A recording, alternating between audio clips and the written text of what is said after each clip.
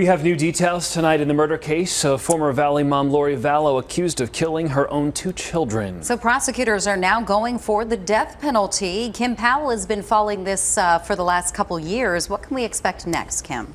Well, as it already has been, this case is a marathon, not a sprint. While prosecutors were open with their intent to seek the death penalty with Lori's relatives, the notice wasn't filed until now because her case was paused while she got mental health treatment, something a death penalty expert says could work in her favor in the trial. The Lori Vallow case is back moving through the court system again after a nearly 10-month hiatus. She was in a state hospital in Idaho getting restorative treatment. Now, prosecutors say they're seeking the death penalty, just like with her co-defendant and husband, Chad Daybell.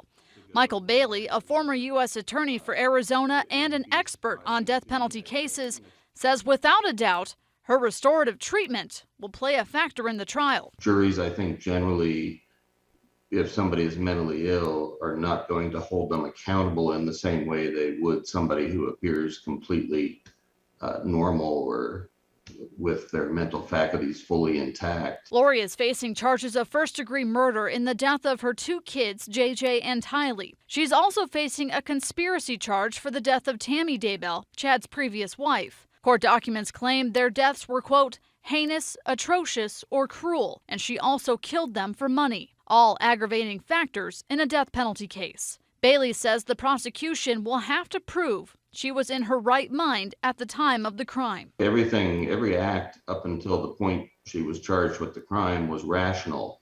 Hiding the offense, committing the offense, planning the offense, step by step was rational, and only after it was over did she develop any issues that led her to being given restorative treatment in the courts. Though Bailey says the defense will be going through every detail of Lori's life, trying to get her a lesser sentence. They basically go through her whole life with a fine-tooth comb, looking for any circumstance that might lead a jury to say, you know, she did this, but there's something here that suggests that she doesn't deserve death in this case based on who she was and that kind of thing.